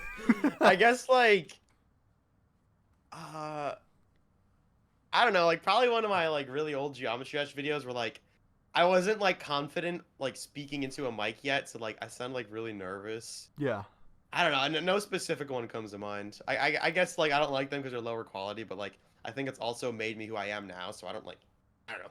I don't dislike it. I think the only video of mine that I kind of dislike might be this video called like Doors in Geometry Dash, because like Mulpan had a video where he made doors. He played doors levels like Roblox doors in Geometry Dash, and it got like 15 million views. And I was like, oh, I should do that because that's a trend. I don't even know what Roblox doors is, but I'll make a video on it. And I did it, and I feel like I definitely was like, because that was like very early on. I was just posted my first like successful video, and I was trying to like find ways to make more successful videos. So again, it was a learning process, but that one was definitely my most like trend following video, and like it ended up kind of flopping, so like it wasn't even worth it. So like, I guess Doors and Geometry Dash if I had to pick. I don't know. I don't think it's like a horrible video, but it's definitely my least genuine video, I would say. And to stay on par with the least and most favorite trend going on this conversation right now, I think I might know the most favorite, but who's your most favorite GD YouTuber? Geometry Dash YouTuber? Yeah. Eric Van Wilderman. I was to say, I already had one in my brain. I figured that was the answer. Eric Van Wilderman, Nepesta. Oh, I actually forgot to mention this is one of my biggest inspirations is Tried. I love Tried. Oh, Tried. I like his content. Yeah, Tried makes very chill content. He does a mixture of building and playing stuff, which inspired me. And also, like, seeing Tried and Woolsey, like, both have, like, 50K subs in, like, 2021, which at the time was a lot for a Geometry Dash YouTuber. I was like, wow, like, there's people who actually want to see, like, Geometry Dash content. Like, this is a thing that's actually happening, and I could do it too, probably. And Stride was like, he's just such a genuine person. Like he like responded to me like when I was like a YouTube noob. I was like, hey, what do you use to edit with? And he was like, I use DaVinci Resolve. And he like helped me out with it and stuff like that. So I just have such big thanks for him for that. Yeah. And he would also help me with like trigger stuff when it came to like building levels, like spawn triggers and stuff like that. So he was just like a big help early on in my career. So I love Tried forever because of that.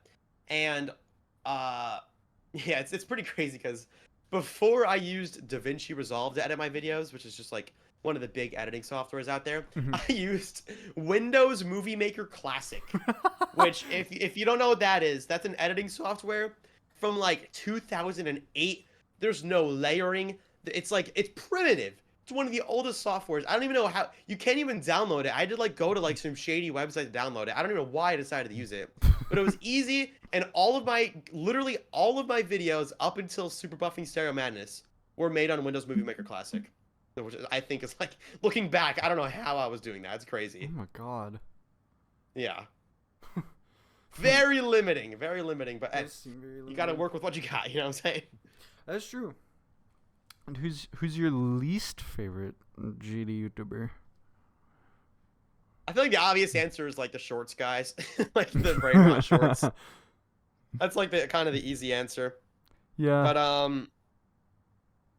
yeah, I mean, I haven't talked to all of them. I've talked to some of them, like Lemon Cake, Kai Guy, and Floroni. Like those three were kind of like the pioneers of. Floroni? Yeah. Floroni was actually the very first person to upload Geometry Dash shorts on TikTok, and then like Really? Lemon Cake started to do it, and then Kai Guy started to do it, but better. So yeah, Floroni's like the OG. Flaaroni. Yeah, I know. He was a about him. YouTube like. He was like a small YouTuber like in the early days of Geometry Dash. He's still around in the community, but doesn't really make videos. Yeah, that's interesting. I didn't know he started off. I didn't know he was the first one to make those GD shorts on TikTok. Yeah, he's like the pioneer. He even made a video like in like 2020, like way before anybody was making brain rot like Geometry Dash shorts. He was like saying like why Geometry Dash shorts are gonna do well on TikTok or something like that. It was something like that. Like he was ahead of the curve. I bet he feels like Oppenheimer right now. Now he looks and sees like tralala, tralolo, tralala with 120 million views. By the way, insane. It's insane. I mean, like I don't hate them as people. I mean, like they're just making shorts or whatever. I just don't like when they get a big head about it and they start being like I have a golden plaque and I'm all famous. And then you see them post a long form video. It's been up for 2 days and hasn't even broken like 300 views. And it's like, you're a big shot, aren't you? Oh like, my god, freaking it's Zedar. He's gonna be first GD shorts GD channel out of everybody to get a diamond play button outside of Rob. Wait, who is that? It's Zedar is like, I think he came from Minecraft shorts, but he started doing Geometry Dash shorts, and I think he just blew up in a year, and he got 10 million already. It's like it's Zedar. What the heck? This is oh my god! Wait, he has 10 million subscribers. Yeah. Who is this? It's the new most subscribed GD YouTuber. He just came out of nowhere. Wait, but he doesn't even have any shorts with like 100 million views. How does he have so many subs? I have no idea. I imagine, my guess, he probably Call to action. Yeah, that. Call to action. At the end of every single shot, he goes, "Please, somebody subscribe." Yeah. Bro, the Sigma boy. Dude, the Sigma boy YouTube shorts like went ridiculously viral. Yeah, the freaking Sigma boy. Dude, this is so brain rot. Subscribe if you like Cristiano Ronaldo. Like, like, could you what is imagine? this? Could you imagine if we put that in our shorts, like at the end before we tell you the answers? Subscribe if you like beating Stereo Madness. Bro, Like this that is would crazy. we would have like 500K and everyone would hate us. That is insane. I thought that its brand was the biggest. I guess literally in the span of a year, that's no longer true. Yeah, he surpassed Guitar, and then Zedar showed up out of nowhere, and then some other guy, I don't remember his name. That's crazy. And these guys are all clearly inspired by Kai Guy. Yeah. He was the one who like made it more optimized. Yeah, it sucks that the most subscribed non-shorts GD channel is the ukulele super styles guy. Oh yeah. Yeah, I know. It's definitely a shame. I don't know. I feel like at least he's not in the English community, so like a lot of people don't like pay attention to that. So whatever. Well, one of the goals is to get him on here. IMO. Yo, what? That is the goal, bro. Let's calm down. Dude, it's like trying to reach the summit when it's almost impossible. Now, you know what's good though? Nexus has 2.7 mil. He has a serious chance of passing him. He would represent this community properly, I think. Very well. He's like the showcaser. Yeah, it's like showcasing, like that's the whole thing about GD is like you see these levels and he showcases them pretty well, and I always see people just hating on him for no reason, and it's like he's just uploading. He's been doing what he's been doing since the start. Why do people hate him all of a sudden? Bro, that's what's annoying about like Geometry Dash Twitter. Like that's the only place you see this like stupid negativity. Like people will be like, Nexus didn't put the creator's name in the title. He only put it in the description. Like, oh my gosh, bro. Like he's uploading showcases. Like, I mean, like, I guess I understand where they're coming from because they think they should be credited, and they should be credited. But like, he's also bringing so much exposure to these levels by having more clickable thumbnail like titles, I guess. And sometimes just putting Press Start Ultimate in the title is better than Extreme Demon. Press Start Ultimate, 3 coins, 10 stars. by it's Geometry Dash Cube Right. 1. Like, and I think he definitely should put a stronger effort to always make sure they're credited in the description and the pinned comment. I think that's important. But I don't think the title is like an absolute requirement. But I it don't think also so either. does bring up a narrative, though. It is crazy how these creators have to pour in like hundreds of hours into making a level, and then Nexus beats it in 1 minute and uploads it and makes the money off of it. Like, I definitely understand why people get upset, and it's not like it's Nexus's fault. I mean, this is how people see levels. Like, they look at Nexus's channel or Viperon's channel. Like, you can't be mad at Nexus and Viperon for, I guess, getting the fruits of their labor. But like, I don't know. It's definitely interesting though how Geometry Dash like is built on the backbone of creators, and then the creators don't really see any money from it. But I think Yeah. it proves though that it's this community truly just makes things out of love. That is true. And it's like, I swear, barely any of the time you'll ever hear the actual creator get upset about stuff that people get upset about on Twitter. Yeah, bro. People like Twitter, like they're the masters of getting upset on other people's behalf. Like it's crazy. I know. And another thing that's pretty cool was, like, this kind of exposure by Nexus, you can capitalize off of it. And a perfect example is VoxyCat, because VoxyCat has been able to create this platform. I think they have their channel is bigger than ours, I think. And it literally just, I Spy with My Little Eye alone, that's like 30 million views. Dude, I know. Like VoxyCat only has like 6 videos, and they have like 100 and something K subs. Like it's pretty Yeah. crazy. Like, yeah, you definitely can capitalize off it, but like, yeah, you definitely can. And, like, I think if anybody really needed, like, what is Yo Reed? I think the guy who made Skeletal Shenanigans. Like, Yeah, Yo Reed and Airs, I believe, Yeah, are the two that like- made it. like they could very well capitalize off of all this very easily, and They seem kind to- of did. I saw one of them had like, I think Yo Reed had like 1 million views. It was like Skeletal Shenanigans without the animations or something like that. I think I seen that. I think I saw a short on that. Yeah, I don't even remember. his showcase got 2.7 million views. Yeah, it's insane. So yeah, he had like he still got stuff off of it. Hopefully he like got the copyright claim removed on that. Oh, I'm subscribing to Yo Reed actually. because you can just talk to Waterflame himself and probably get it removed. Yeah, a lot of people actually don't know this. For any like Geometry Dash YouTubers out there, you can email the business email of Waterflame, of Boom Kitty, and Temonite. All 3 of those worked on the Skeletal Shenanigans song, and obviously they both have a Yeah. whole catalog of their own songs. And you could just ask for a license. Sometimes they'll just give it to you for free. You just send them your YouTube link, and they'll take away the copyright claim. Other times they'll ask you to pay. Like I think I paid. Well, I don't know if I'm supposed to say, but I paid for one of them. It wasn't a lot of money though, and like, yeah, it's just like Yeah. you can pay to have the copyright claims removed if you think that you're gonna make more money than it costed. So definitely worth doing. Yeah, we If you have did. any water flame like songs in your videos or whatever. Yeah, we did that with Fat Rat, but I think that's because like Fat Rat states in all his bios and stuff that like it's free to use, but just ask me first and all that. Really, I didn't actually know it. Yeah, it is pretty cool. But going off of how we were talking about all the GD shorts earlier, what do you think is the best era of GDYT?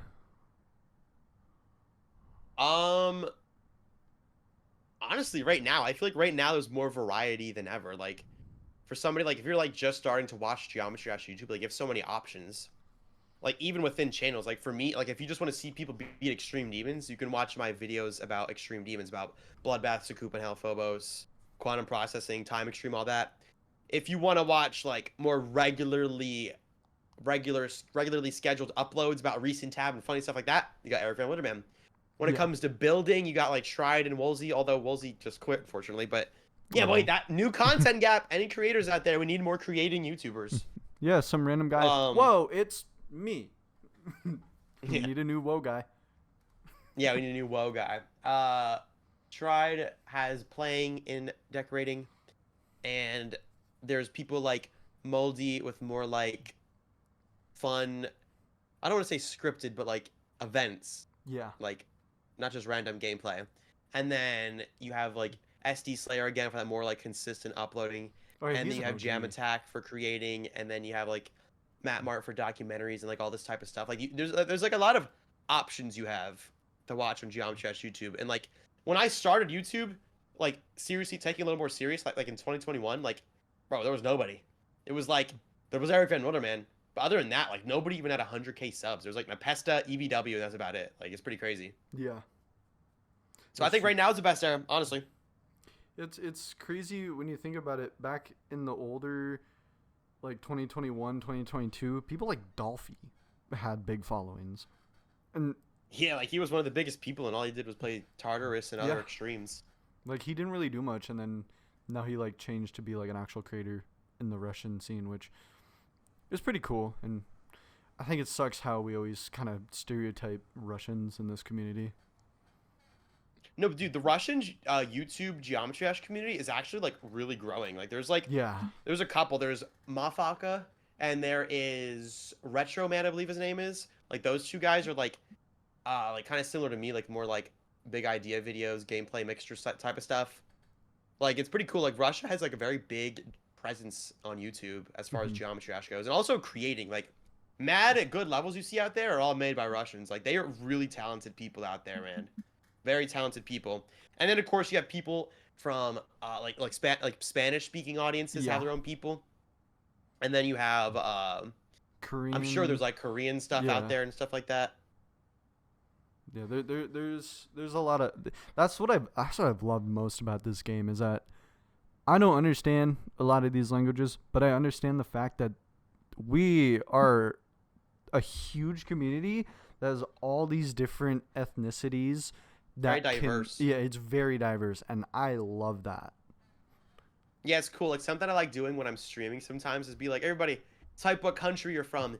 And literally, like, you'll never see the same country twice in a row. Like, it's everywhere, right? You got It Finland, is so cool. Hong Kong, you got, like, all these United States, Canada. Like, it's crazy. Hmm. And I think we're reaching after hours, so I think it's time to start asking some silly questions. How did you get a girlfriend as a GD player? Ooh, good question. I don't know. Nah, so me and Gina, aka Sleepy Toadstool, we actually met through a short film. So originally, my life goal when I realized that I was never gonna make it as a computer programming or engineer and my life was over and I need to figure something out, was I was like, wait, I should become an actor. So my goal was like to make enough money off of YouTube to support an acting career, and then the YouTube took way off and I stopped acting, but. I was doing like a little local short film my friend was directing, and I was casted as the main character, and Gina was casted as like my friend in it or whatever. Huh. But we just like got along, and then like met that way, and then we just like started dating, and yeah, it's now been over 3.5 years, which is like, Dang. yeah, it's pretty crazy, especially for people in our age group.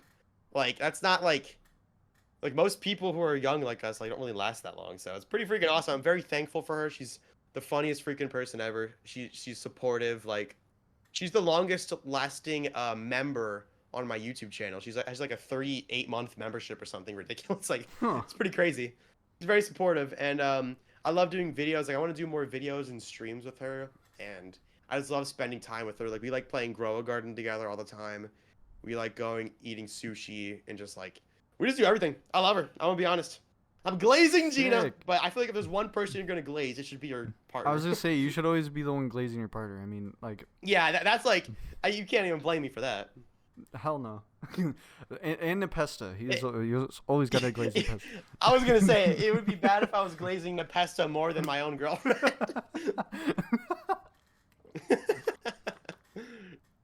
Yeah, no. Do you plan on making her like get better at GD?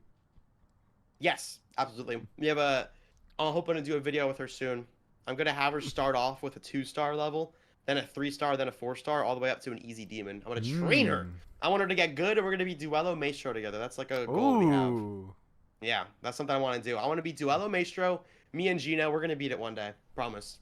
That's awesome. What the heck? First That would be couple. freaking awesome. Would that be the first couple to beat Duelo Maestro? Actually, no. Tato X3, he's a Geometry Dash YouTuber, and his girlfriend actually just beat it like last Oh, they month. did. Ooh. Yeah. Yeah, I talked to So Tato. yeah, they He's beat really us cool. to it, but GG's to them. Yeah, no. They're awesome. Tato's I really met him cool. at VidCon. Yeah, no. I guess you hear it, folks. The first couple victor on Duelo Maestro is taken, but the first LGBT couple is not taken. Wait, what is that? What are you trying to say? The first What does that mean? Vix, let's beat Duelo Maestro. Oh, God. Oh, okay, okay. All right.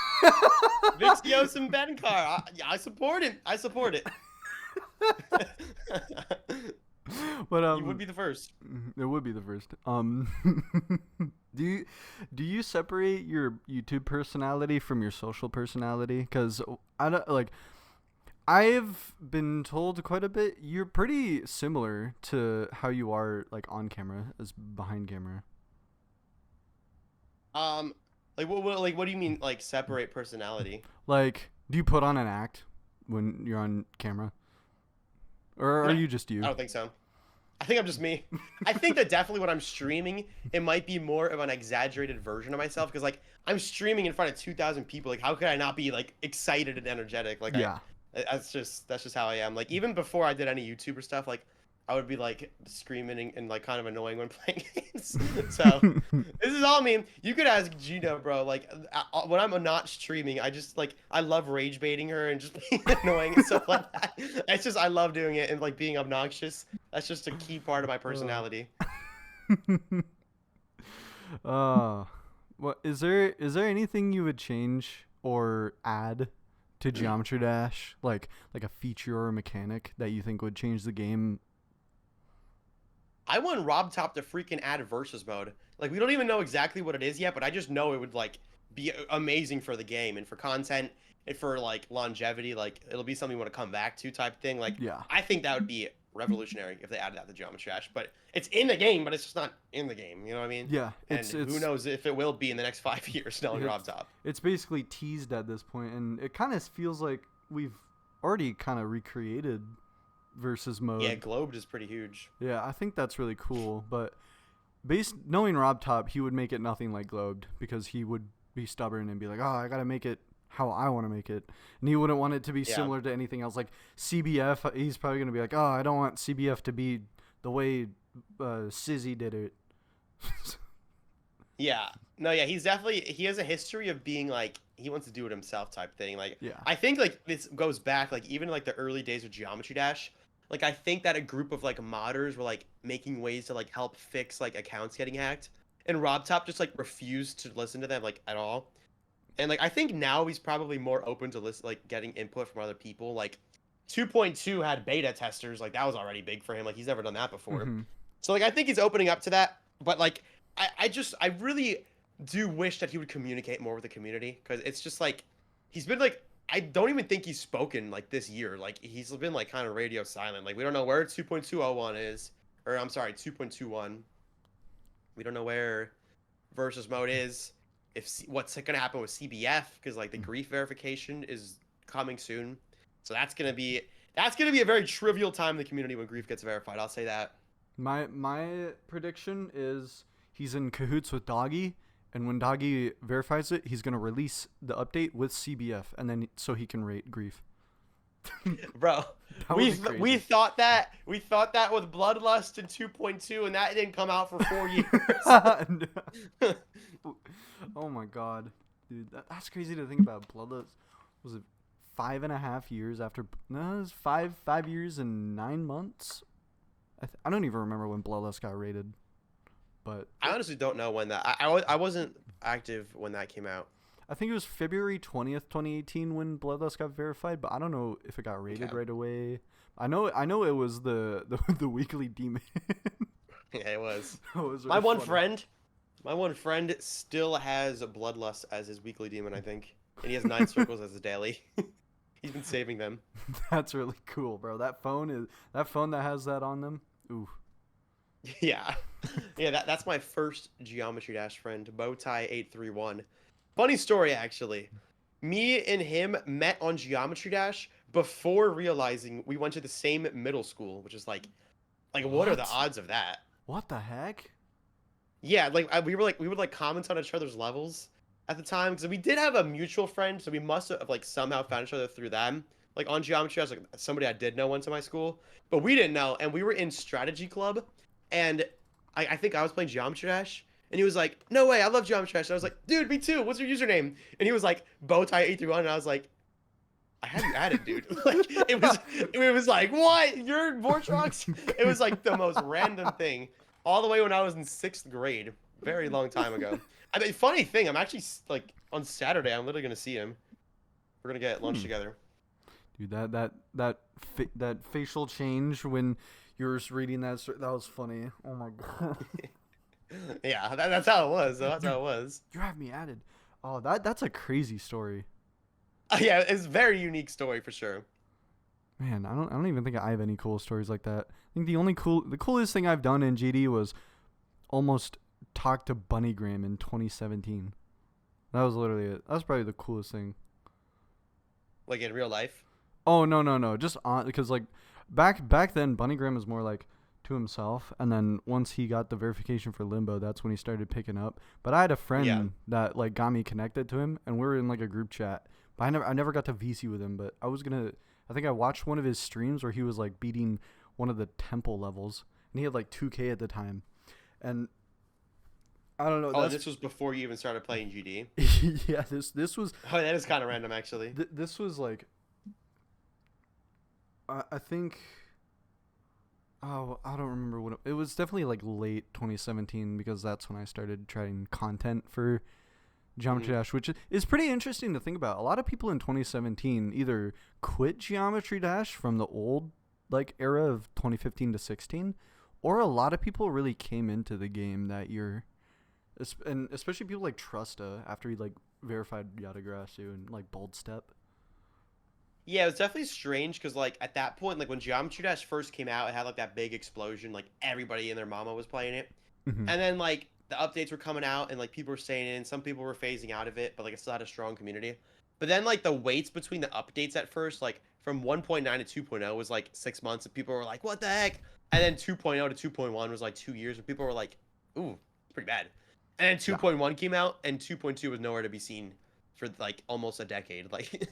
I don't want to say almost a decade, but 7 years, which is like ridiculous. So definitely there was like a lot of people who quit, just lost interest. But like there's also people who like gained interest just because like the game is very self-sufficient. So like it was definitely a very transitionary time in the game, I would say. Yeah.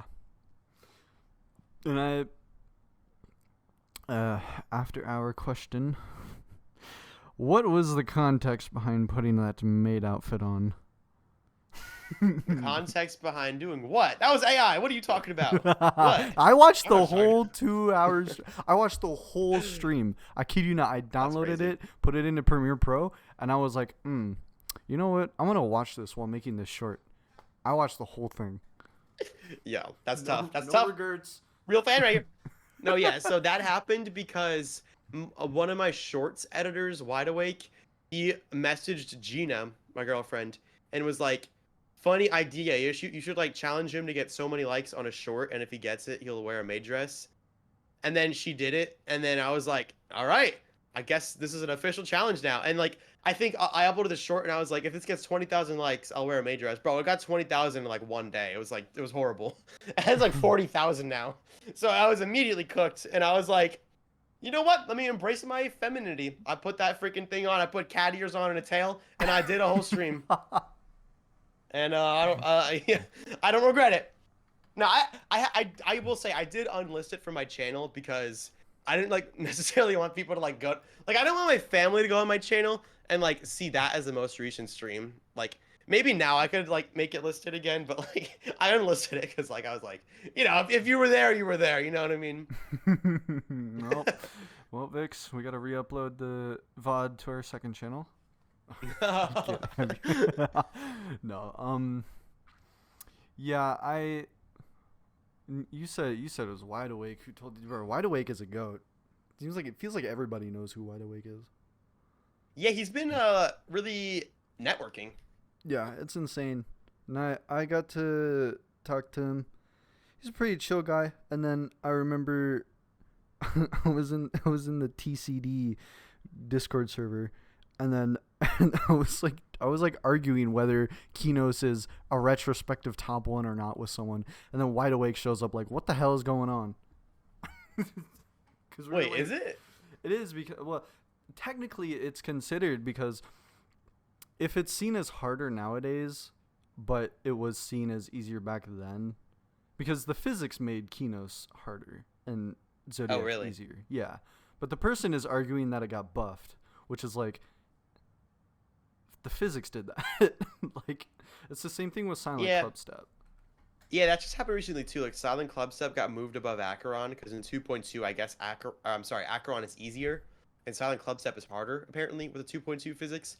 Yeah. I don't know, like it's very confusing because like there's very slight changes you wouldn't think matter, but they kind of do for some extreme demons. Like I know for Slaughterhouse, for example, there's a click at like 22% that just like it's like harder than the wave now. Like it sucks. Like nobody even wants to play that level now. But even with my level, I was surprised. With Stereo Extremeness, I actually did notice a difference. There's a jump at 7%. That, like, never used to give me issues when I was verifying it. But when I was rebeating it during the 100 Days of Extreme Demons challenge, I, like, kept dying there. It's, like, it's weird. Like, certain jumps just behave slightly differently, and I have no idea why, but I don't know. 2.2, I guess. 2.2 added a lot, and it definitely changed. Like, it made a lot of levels on the list easier. And a lot of levels on the list harder, and I still Yeah, it's weird how it works. yeah, and I have yet to see like some of the levels change from, because there are a lot of opinions. I've seen an opinion that Tartarus is hard, or that Zodiac is harder than Tartarus. Like, I think it is, right? no, well, on the list, Tartarus is harder, but Oh wait, no, I'm tripping. Tartarus is verified after. Never mind. yeah, Tartarus is verified after, but I've seen a couple opinions where it's like Tartarus difficulty got nerfed so much after the 2.2 physics that levels like Zodiac seem harder. Yeah, I don't know why. I thought Zodiac was harder for some reason. Because I think even earlier I was saying I feel like I could beat Tartarus, but I don't know about Zodiac. I probably meant it the other way around. Maybe. I don't know. Tartarus seems more. I look at Tartarus and I look at Zodiac. I have progress on Zodiac, and I still look at Tartarus and think I could do that. Over Yeah, Zodiac. Tartarus is strange because like I did a practice run like a few weeks ago and I was like for some reason I feel like I could beat this, but like Zodiac is just like this level's 4 minutes long. Like I don't even want to do this, and the end is the hardest. Screw that. And how do you like? What are your thoughts on the state of the demon list nowadays? I mean, I'm not really in a position to talk about like the upper demon list because like I can't, all those levels are out of the picture for me playing. I mean, they might be fun, they might suck. I wouldn't really be able to know. But I'd say like as far as just how cool the levels are, I'd say it's in a pretty decent spot. Yeah. Let me look at it right now. Actually, let me see if I have any opinions. Oh, I will say I'm not the biggest fan of Amethyst being top 1. I think that Amethyst is not a great representation of Geometry Dash for new players. And I think that was a big part of Slaughterhouse's success. Because Slaughterhouse, when you look at that, you could have been playing Geometry Dash for 10 years or played it for one day. When you look at Slaughterhouse, you know, like, holy crap, that gotta be the hardest level ever made. It looks insane, it sounds insane, it's like quick and to the point, like it's very difficult looking. But like Amethyst, it's just like the decoration makes all the spikes into like crystals, which is cool. It's like cool decoration, but like for a newer player, like I can't imagine they like could look at that and understand why it's difficult. Like I hardly can. Like I look at it and I was like when levels look like that, it could rather be like a top 500 or top 1, and you wouldn't really know based off of the appearance. Like I think it's not a great representation, and I think that's part of the reason why it's not very popular.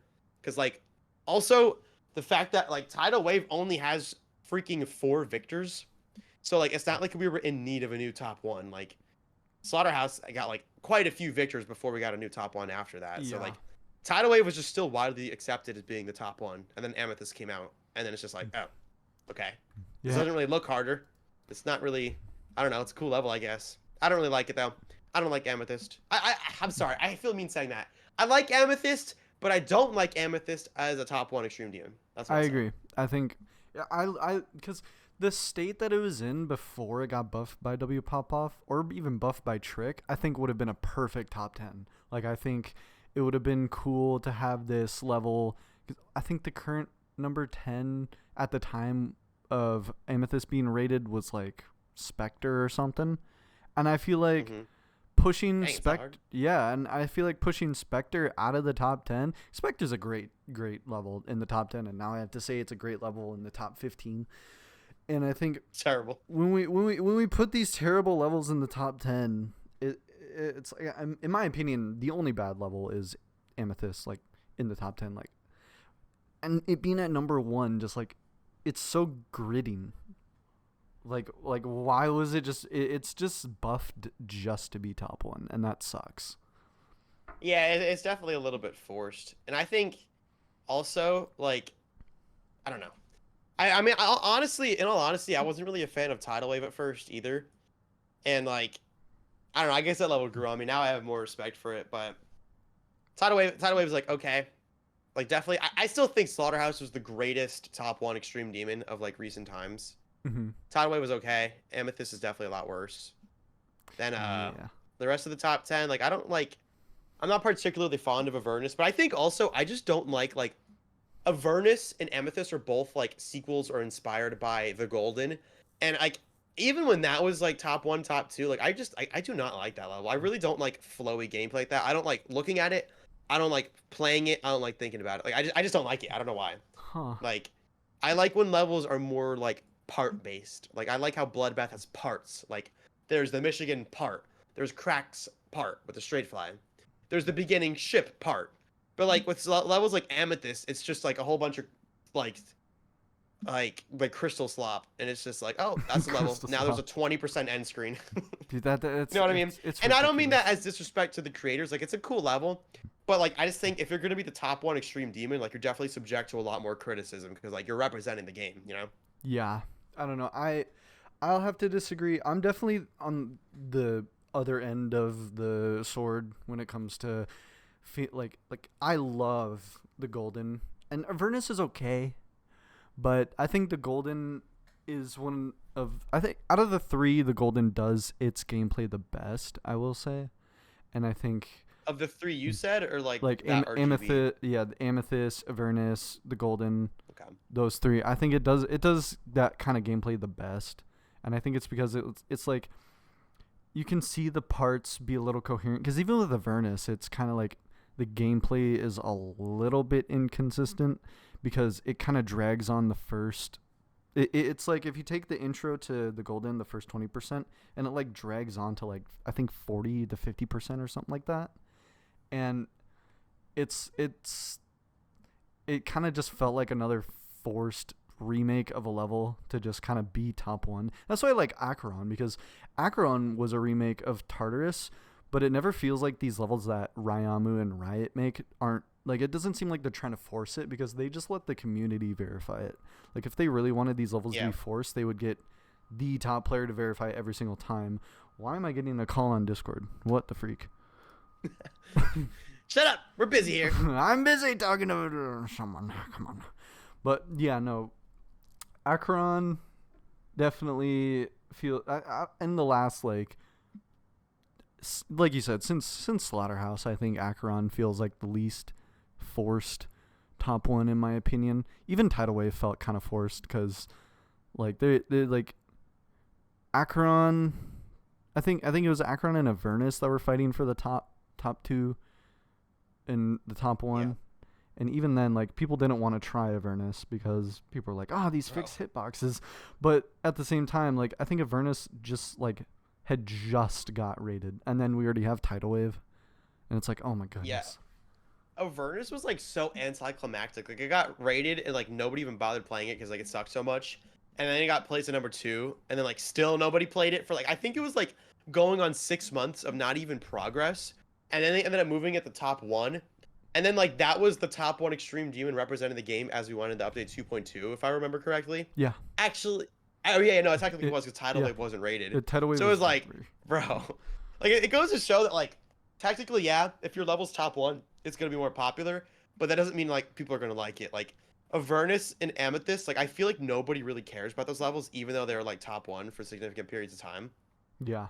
It's pretty interesting. Tidal Wave, like, I thought people wouldn't like Tidal Wave, but that level is actually very beloved by the community now. I like Tidal Wave, and I agree with you. At the beginning, it really didn't feel like a level that had really any specific prominence to it, but it was really unique. Like, at the time of its creation and release, it didn't feel unique, but after learning about like the demon list and all this stuff about Geometry Dash, it is actually a really unique top 1.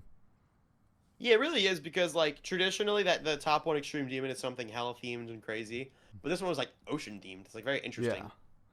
And I mean, I'm personally, I love hell themed extreme demons. I I do think too. top one extreme demons should be hell themed, I but I don't think agree. they have to be.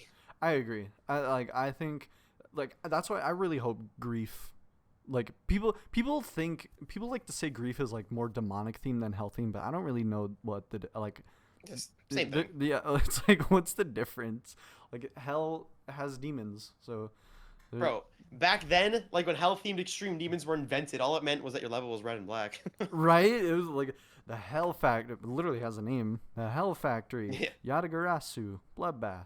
Bloodlust. Yeah. There's all these healthy, and they all represented the top one spot greatly in my. And I don't know if the Very Hell much so. Factory got on top one, but they represented the hardest levels in the game, in my opinion, perfectly.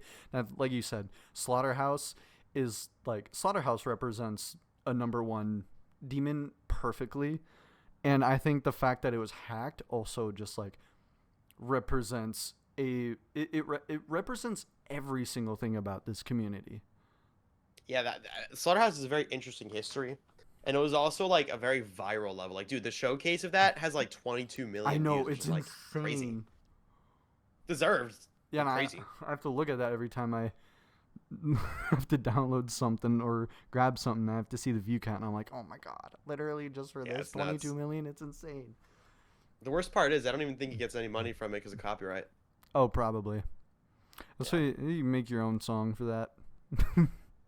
Yeah. But I think this is probably. I mean, I'm all out of questions, so I guess I have no choice but to go to this final question. The final question. We will have a final question for everybody that everybody seems to want to ask. Okay. Vortrox, will you do another maid stream? The answer is no. No! Victios is distraught about that news. Holy moly. No, but I will say though, I forgot to mention this before. The maid stream, what it did do that I like was actually very beneficial for me is that I realized like, it's kind of fun to like dress up for occasions. So like when I'd be B, I wore a B outfit.